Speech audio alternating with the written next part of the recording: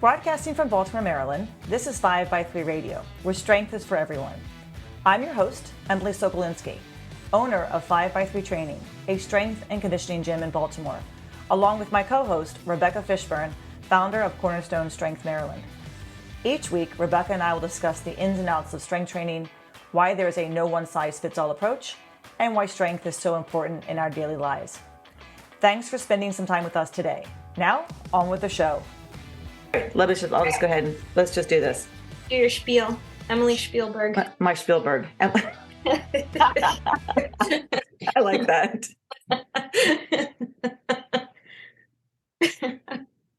Hi, everybody. Welcome back to 5x3 Radio. Rebecca and I are here.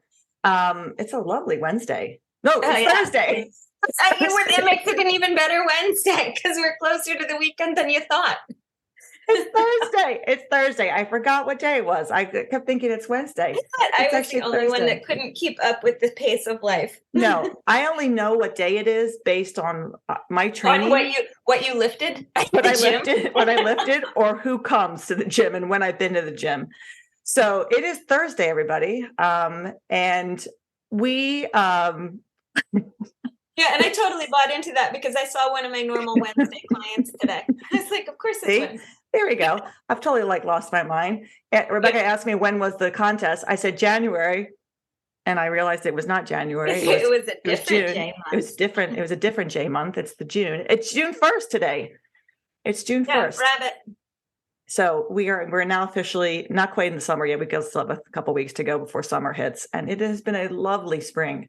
I have to say that we actually got a spring this year. We didn't go from, winter, fall into, or fall, winter into summer. So we actually got a nice spring. So I'm hoping, fingers crossed.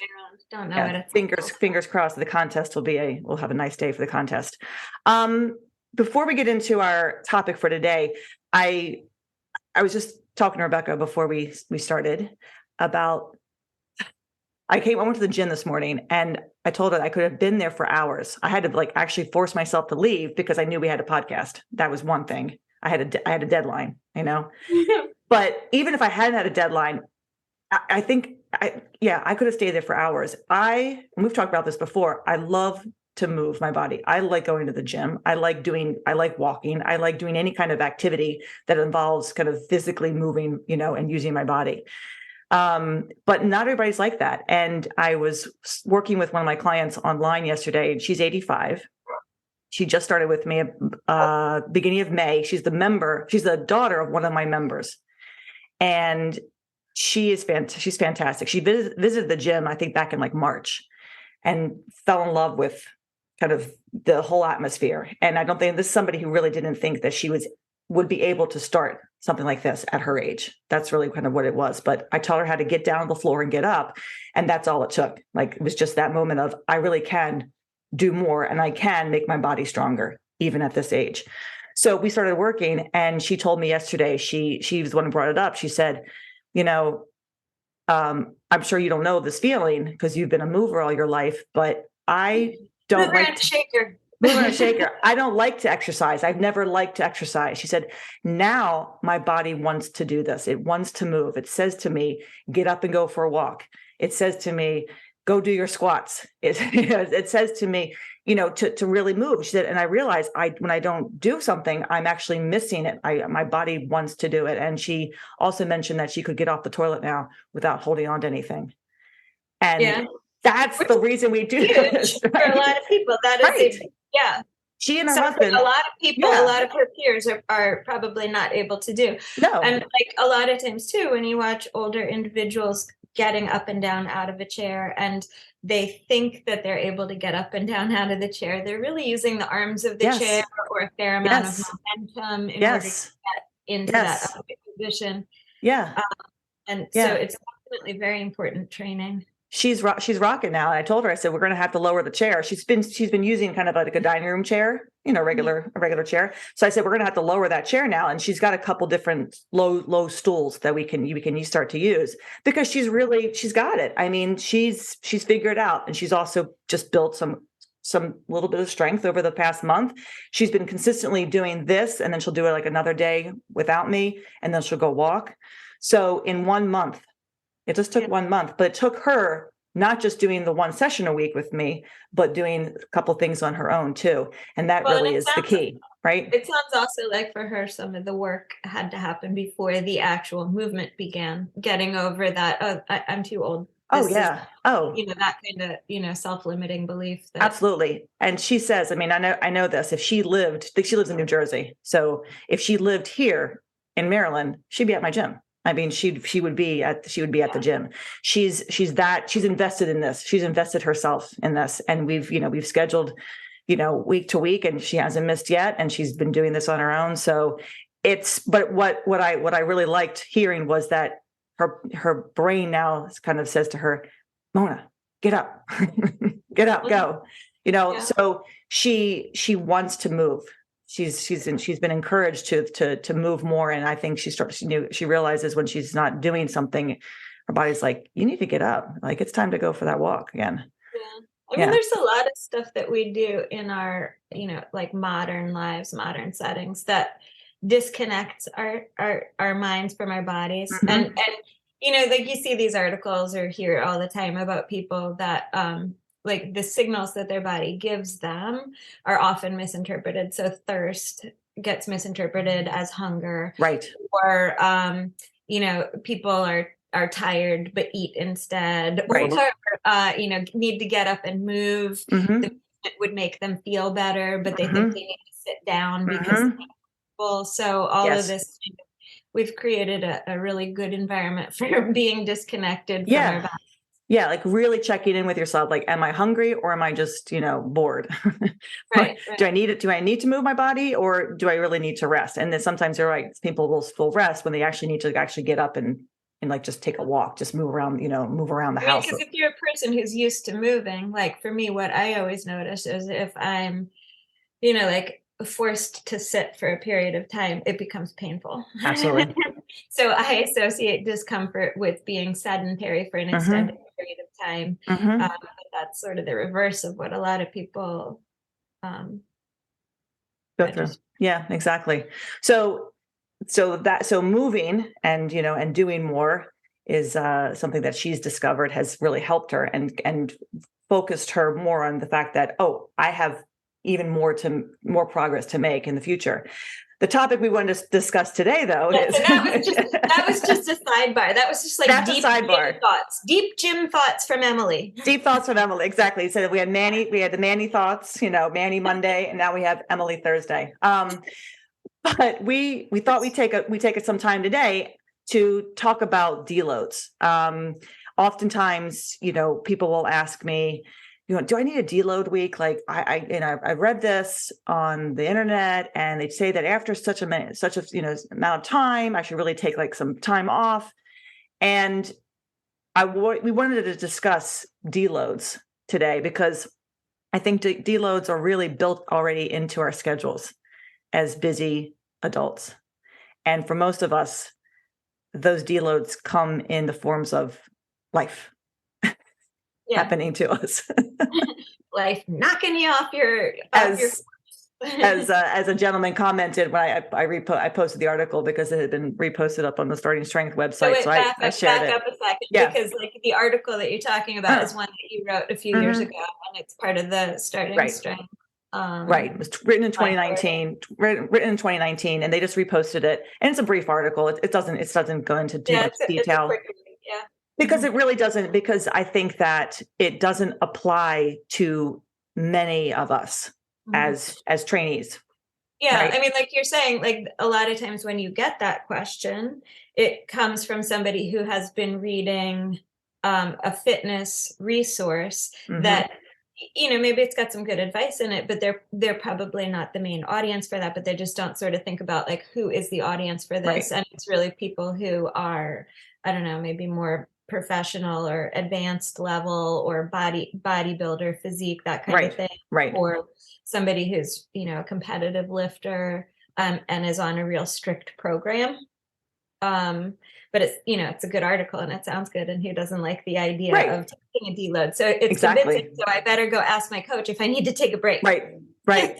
And if that's never comes up in, in our discussion about beginning training with people, right? When people come in, we start them on the program. We teach them how to squat and how to bench, how to press. We never say, okay, and now in 3 months, at the end of this cycle, we're going to take, because it happens naturally, right? It happens automatically. Deloads are kind of built into people's programs already because there's sickness and there's kids and there are vacations and there's just, my roof is leaking and I have to get the roofer to come to my house. So I can't make it to the gym today because they're going to come between the hours of 4 and 8 when the gym is open, right? I mean, it's that kind of thing. It's like one of my clients did. She missed a day because her bedroom ceiling was leaking.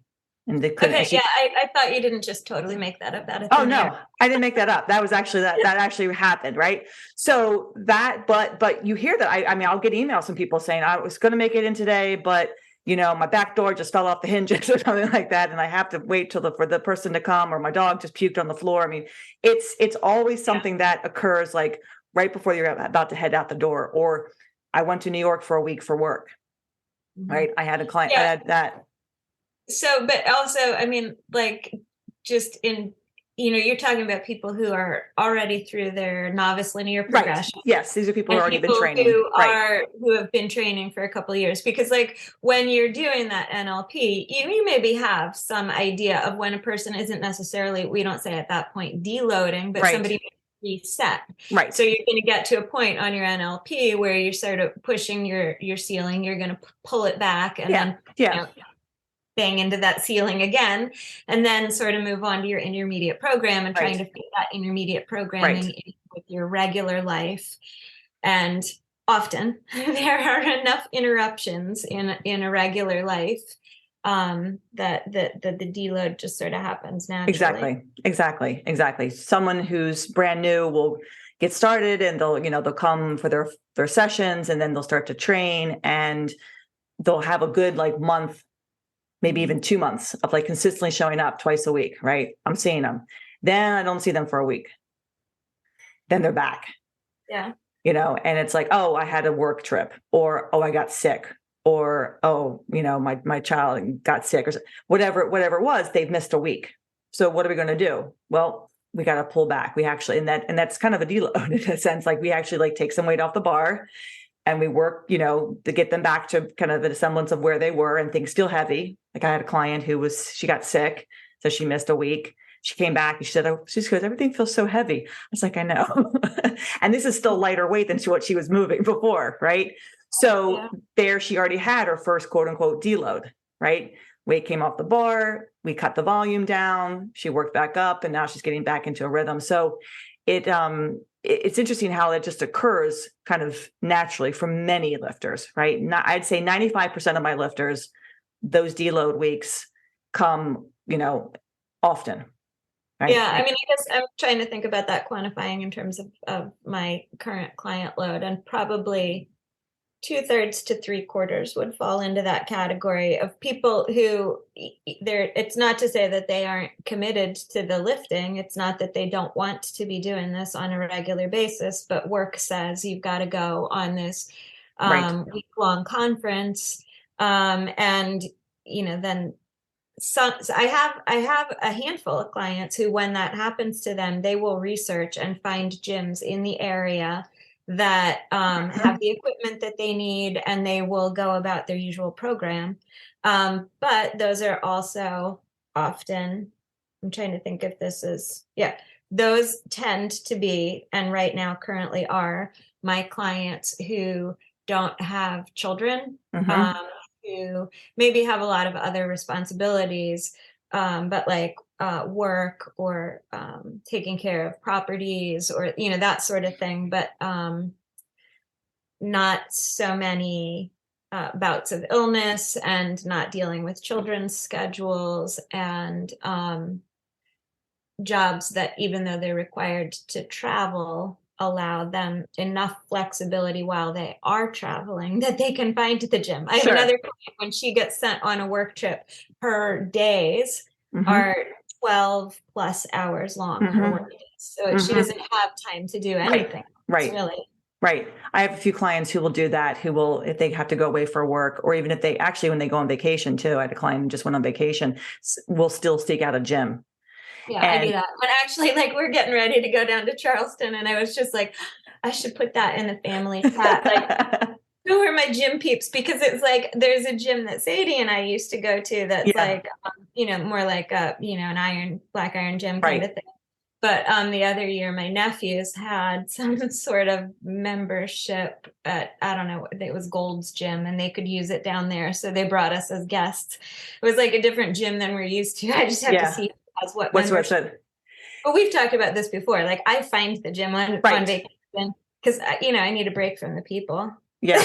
And I I don't need a find break from the gyms. people I'm on vacation with. I don't find gyms on vacation. If I'm gone, it's usually for about a week, and I can take a week off, and that's my deload. Right. There's my deload right there. Is my vacation. So I basically deload once a year. and that's called vacation. But That's your planned deload. That's my planned You have deload. your other unplanned deloads. Exactly. And that's it's interesting. And that brings up this point. So Diego will actually plan deloads, right? Mhm. Because he trains 4 days a week, and he is consistently training, right? I mean, it's in his blood, right? And that's me too.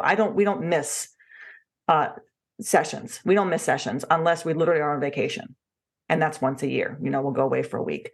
So he actually does have to plan a break in his training, because he will push himself to a point where he just needs to, like, everything needs to kind of come down, like the volume needs to come down. And he needs to kind of let some, little aches and issues kind of calm down and go away.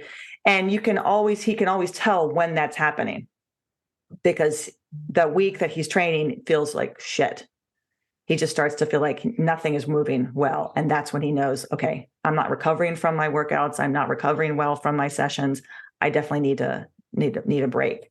And that's happened it happens very rarely to my clients, because of their schedules. I mean, I definitely have clients who are training consistently, but most of them, even those who are consistently training, will have a couple days here and there where they miss.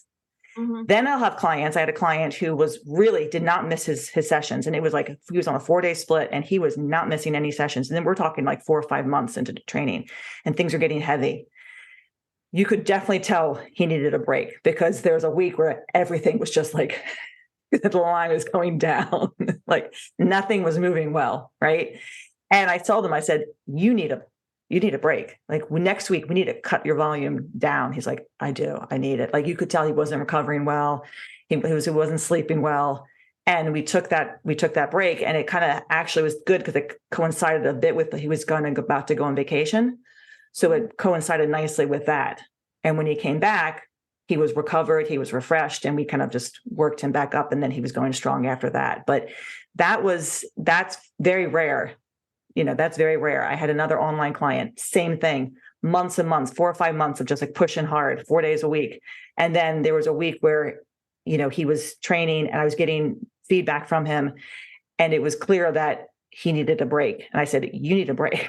Next week, we're taking the volume down. He goes, I agree with you completely. I mean, it wasn't one of those, no, I can push through. It was, yeah, because everything was just like, it was like a little checklist. Day 1, day 2, day 3, day 4, the line started to kind of progressively go down.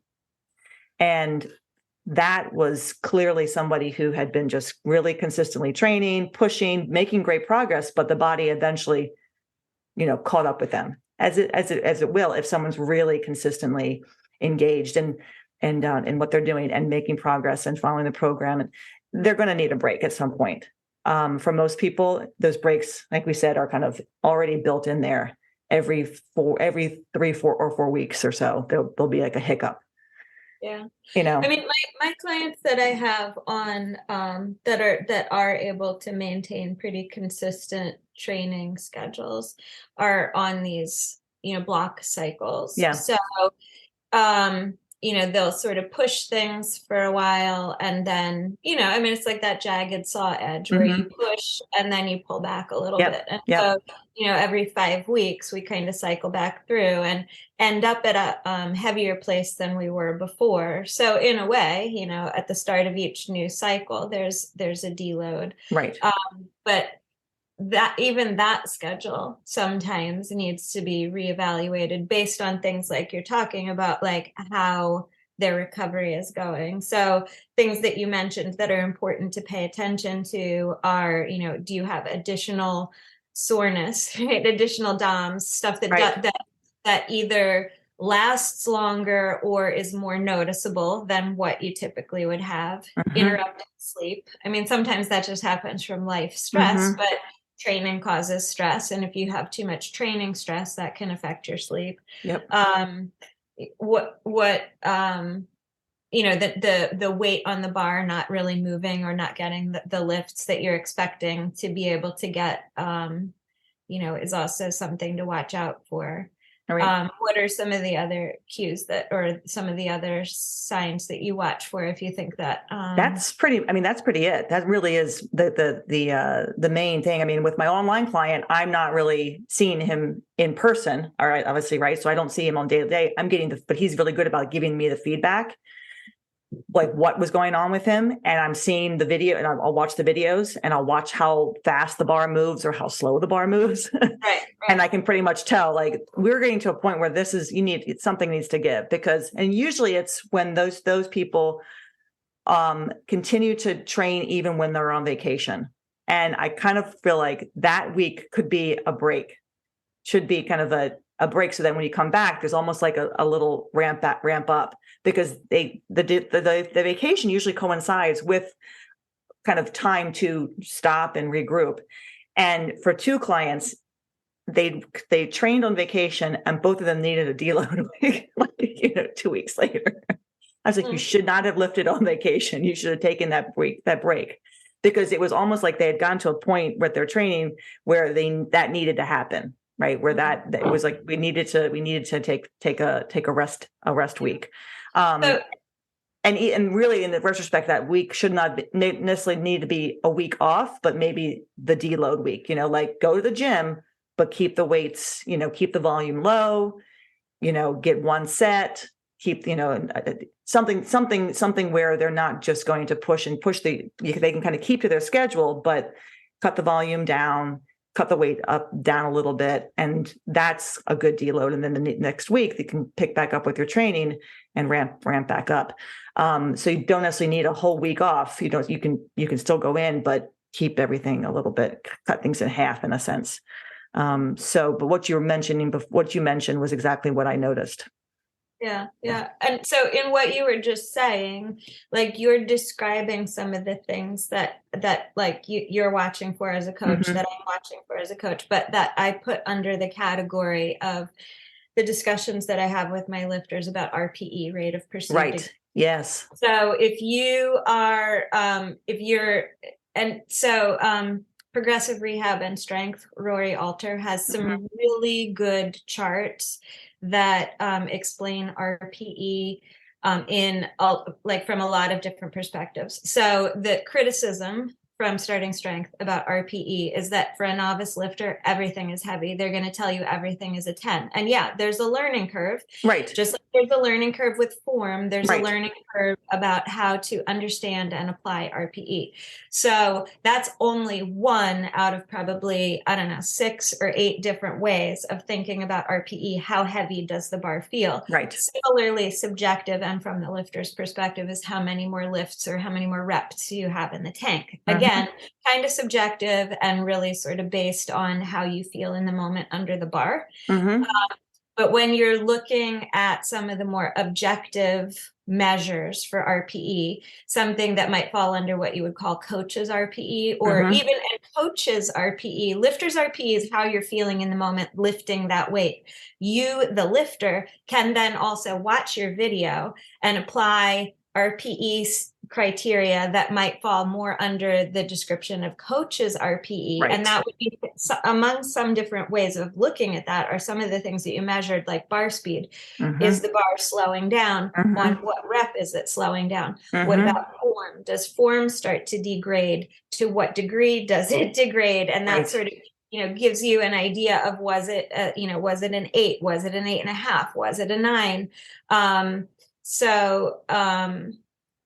Also physiological things, right? Like there's always that very memeable Austin Baraki deadlifting face, when your face is turning red and your eyeballs are popping out and that sort of thing. Physiologically, you can tell that a person's RPE on that particular lift is in like the 9-10 range.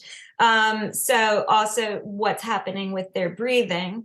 So there are things that are less subjective, that Rory's charts do a really nice job of breaking down and placing on that scale. Nice. And anything that's under a 6, I mean, who cares, right? Right. We're not interested in that. And in fact, really, when you're doing your volume day, you're hopefully working around a 7.5. It should be pretty comfortable. It's just when the RPE starts getting higher, 8.5 and higher, and you have consecutive training days like that, if you don't change something at that point, then you are going to end up at that place where you're having disrupted sleep and your numbers are dropping and things like that. Like ideally, you kind of pinch that in the bud and do sort of not, like pull things back and then kind of keep up. Even if you do that, though, then there are some times where accumulated stress, not just from the training, but from everything else that's going on in a person, sort of tips them over the edge. Right. Like one of the analogies that you can kind of use to think about that is like, it's like a bathtub analogy, right? Like there's a certain amount of stress in your life. That's the water. Yep. You get in the tub, the water level rises. It's all manageable and contained within the tub, but then you add more stress from work, water level comes up. Maybe so it's like depending on all of these other stress that get added, the tub maybe can't contain it all. And so then you might find you need to readjust your program because, unforeseen events, life, has tipped you beyond even what you expected. And that's why it's important to be paying attention to your fatigue levels and your recovery and all of that sort of stuff. Exactly. I mean, I have, I definitely have a client who we're working right now on keeping his strength, keeping his numbers relatively, like maintaining in a sense where he is. He's decided to work on dropping some weight, and he knows his body best. Body weight.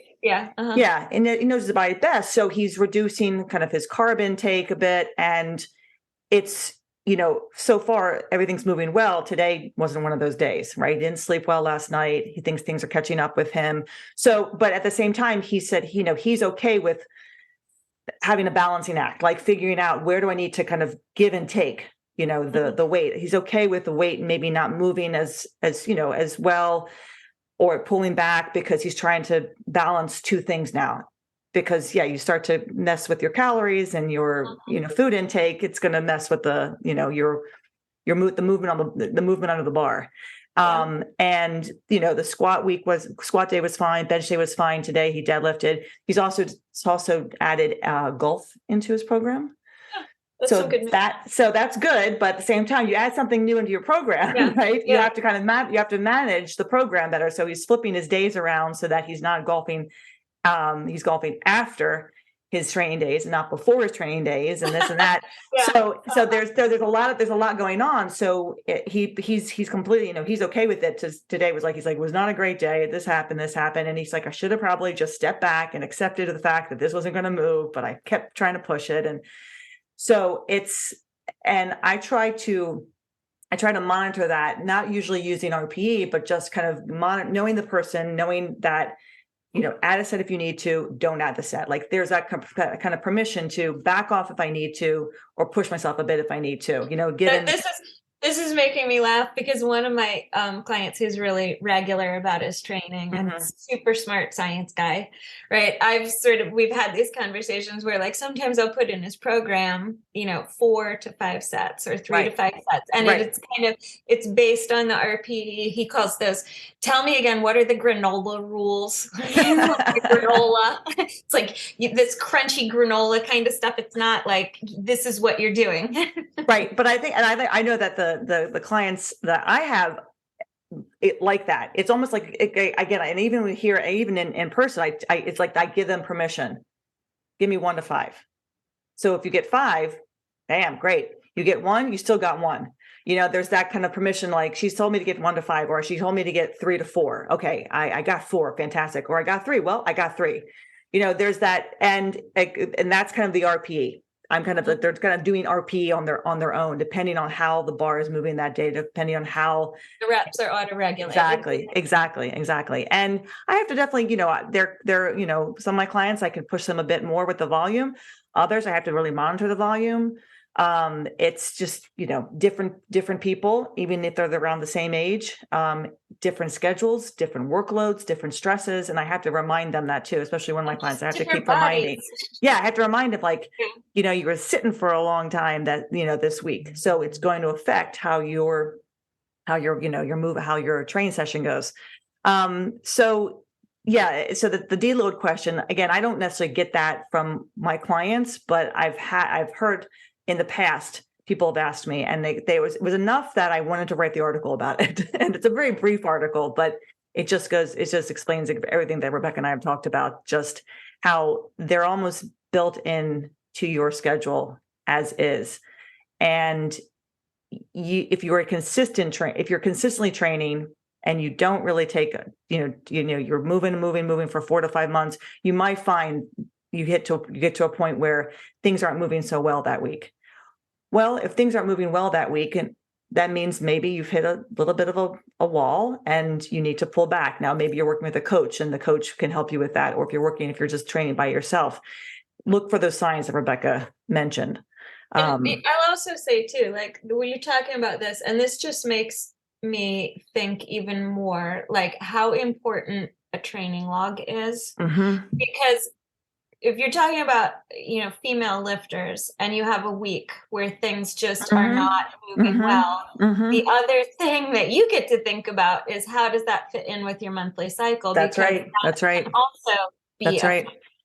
and so the more notes, the more copious notes, the more observations that you can include in your training journal, the more data points you have to try and figure out not only, do you need a deload, but maybe there's something that's cyclical about your Right. body Yes. that might indicate to you that, hey, every 4 weeks or however that works out for you, this might be a good time to pull back a little bit and sort of get on a 4-week rotation with your lifts and with your training.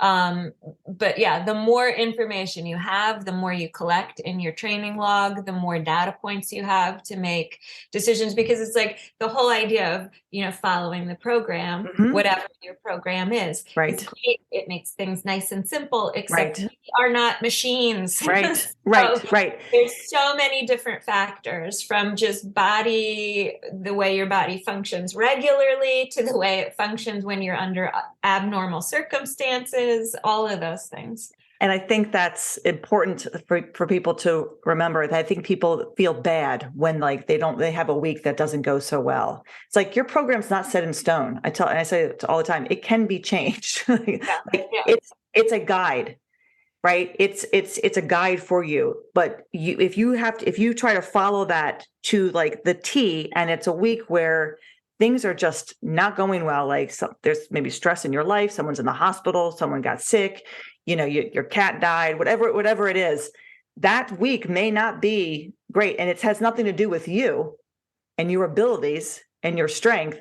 It has everything to do with the outside stressors that are now coming into, your life. Nikki Sims she just posted something on her Instagram about her mother being in the hospital. And I think I can't remember if she came out, if she's out of the hospital, but she's talking about the stress. and not eating well, not sleeping well, very worried about, about her mother's health, and going to the gym and moving some weights and it being like lighter weights than she's moved, and hoping that she could follow the same advice that she gives her clients.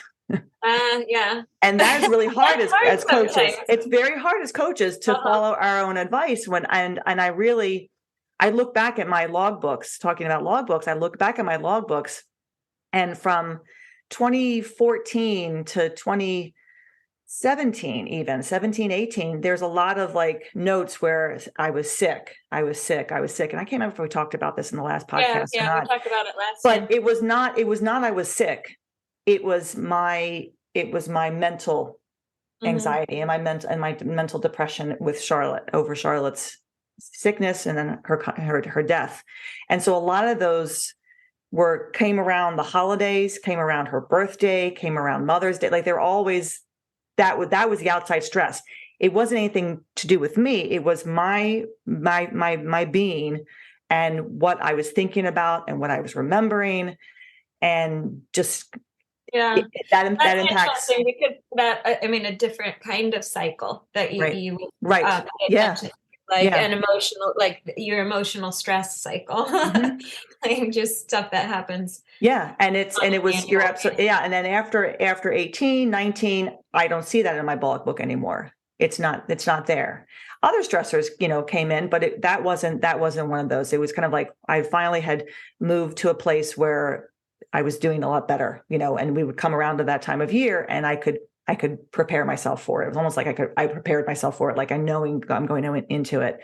But I go through cycles where I have great months of training, and then I have really crappy months of training, and I adjust my schedule accordingly. I adjust my, and I have a business to run, and I have a life, and I have a family, and there are other stressors in. And so my training, it has to kind of be related to what I'm going through. And so I have a program, but that program has to change, obviously, and will change and can change, given the week, given the day. And sometimes I have to just step back and take that weight down and then work back up. So unfortunately, as a coach, somehow I can have my husband coaching me and programming me. He doesn't really like to program me. Yeah, Emily, that is a tough thing to do. It's hard. So I program myself, which I really shouldn't do. It's not a good idea to be your own coach, but somehow I can't get my husband to actually program me. Or I said to him, I was like, I'd like to discuss my program. I don't know, Emily. It's like, and his reaction. Which would you rather? Be your own coach or have your spouse as your coach? I know. If I need to hire you to program me, right? I asked Jay for a program, right? Jay's like, Diego, I asked Jay for a program because I said to Diego, I was like, I need a consult. He goes, oh, Jesus. And he rolls his eyes. I'm like, would you say that to somebody else, one of the clients, if they came up to you and said, hi, Diego, I'd like to discuss my program. You go, oh, Jesus. But that's what I get. And he says to me, we were in the car for an hour and a half coming back from Philadelphia. You could have talked to me then about your program. I was like, I was tired. I was taking a nap. So, but then we sit down and we discuss things, and it's, he's always very good, and, he gives me good advice. So I have a little bit of both him and me. So I guess it's okay. I'll put the link to my article. Again, it's very brief in the notes, and you link the Rory's. Yes, please. Please, because that's I don't know how many people use RPE. I've used it in the past. It's not hard. It's not challenging, but it can kind of sometimes overwhelm you, I think, a bit. But it is useful. It's definitely a useful tool. Yeah. And I mean, it's like there's a subjective piece to it. If you're working with a coach, there is also a little bit of like learning curve in terms of, like if I'm working with a client, I have some clients that I just know after working with them for a while, their rating of their RPE is always going to be lower than what I give. Sure. Because I'm looking at, and I went through a phase with a client where that was always the case. And it was more on my end as coaches RPE, more based on form issues. that, because I'm trying to not only have, the person not build up excessive fatigue, but also avoid injury. Right. And so, after getting stronger and several years of working with the person, our ratings of RPE are more in line with each other. But Yeah. there's also, like, if you're having that conversation with a coach, a little bit of learning how the other person uses RPE or talks about RPE. And like, okay, well, why did you give it that? Why did you give it a 7? Right. Why did you give it an 8.5? It's, it's interesting. I don't know if it's the same thing, but it's like talking about, like JJ and I decided we have he's a client who been going through some back issues, and we decided on the scale to give, instead of a scale of 1 to 10, because you can think of like RPE is like 1 to 10, 1 to 5. You get 1 to 5. You get a 1, which is I feel nothing, everything is great, to a 5 where you're in the hospital, right? And that's basically it. So it's like, basically, if you tell me that it's a 1 or a 2, I'm going to be great. You tell me you get to a 3, I'm going to say, okay, why are we at a 3? What's going on? What are you feeling? That's how I need to start to regulate how to monitor your weights and your training, so you can still train, but understand that you might have to do some medicinal work, right, to kind of build back up to this weight. You get to a 4, I'm going to be like, okay, we need to stop. Like, whatever you're doing is not working, because a 10, 1 to 10, it's just there's way too much information. So we decided on the 1 to 5, and that's much easier to say. What is it? It's a 2. Great, I'm happy. But also, you're talking about somebody who has like back pain currently, right? Back, and shoulder, yeah. To me, like, I do something totally different with that. If somebody has an injury, then I start talking with them about the VAS scale, the VAS, which I cannot for the life of me remember what that stands for. But everybody's seen it. Like when you go to the doctor's office and they're like, on a scale of like frowny face to smiley face, where's your pain?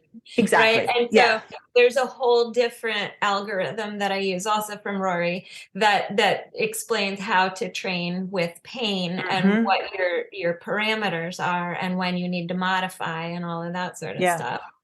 Modify or just not train that area. The smiley face, frowny face reminds me. And so I watched the Hulu show on the opioid epidemic.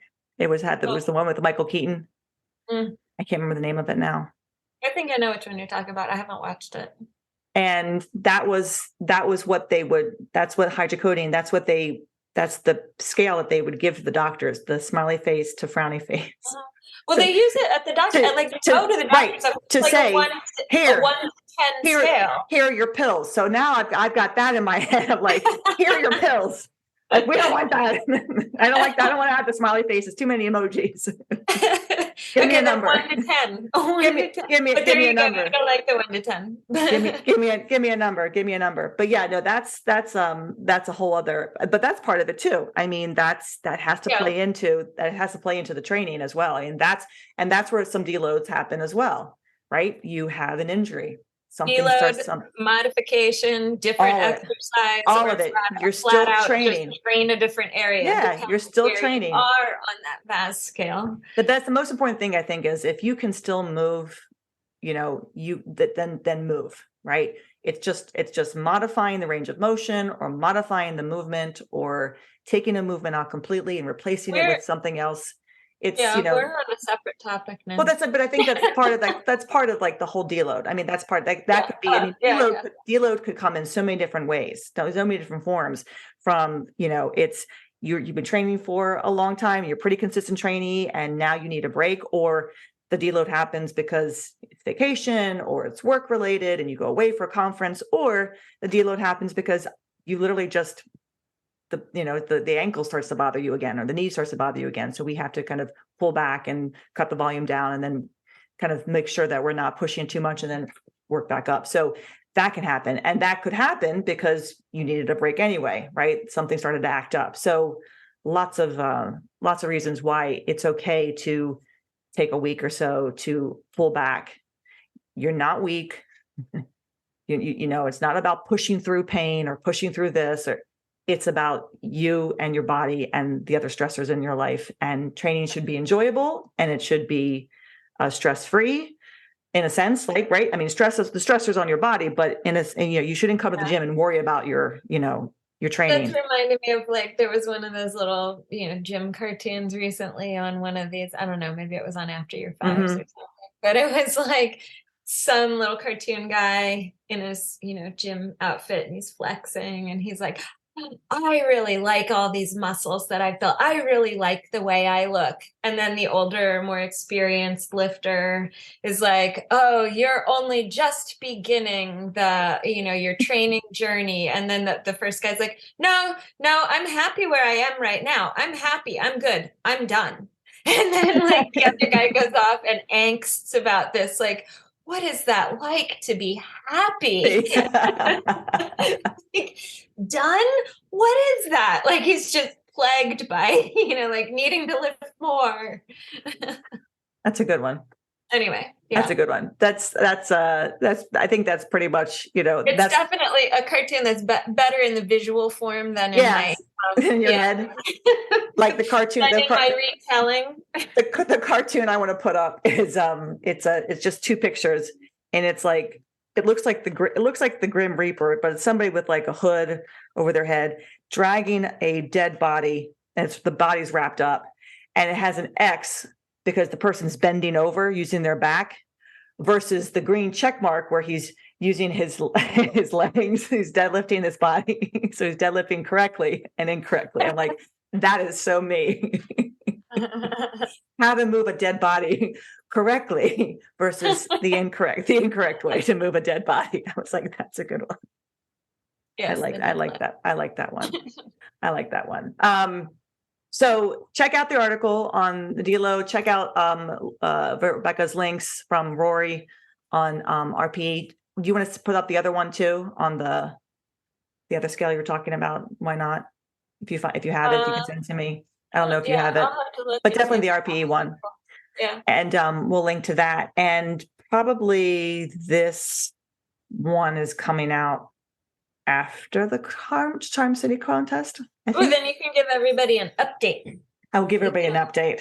Yes. Yeah. So this one's going to be coming out after the contest. So the next podcast we do, hopefully I'll do an update. And we did get an email from one of our listeners who is a psychiatrist and heard our podcast on mental health and was very interested in coming on and being one of our guests on our show. So I'm hoping to have Fred on once I get in touch with him, and we kind of coordinate a time to discuss this, because he was very anxious. He said, I'd love to come on the show just to talk about it and kind of give my 2 cents. And we're like, yes, please. Because as I kept saying, we are not psychiatrists and we're not mental health specialists. This is just our feelings and our stories about it and what we see and what we felt and what we've been through. So excited to possibly have him on.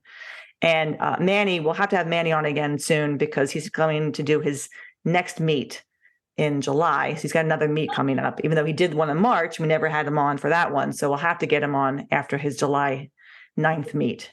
2 meets under his belt to discuss. Yes. And he's hoping to break another record. So that's coming up. So join us for that. Look for the links once this podcast comes out, and we will see you guys or talk to you, or I don't know how podcasts work, because you don't really see us, you just hear us. But yeah, we don't have that visual. Yeah. You don't have that visual. Some do. We're not that. No, because we're constantly like drinking things and picking that things on our face, telling our dogs to be quiet. Exactly. You don't necessarily want to see what we're doing while we're discussing things.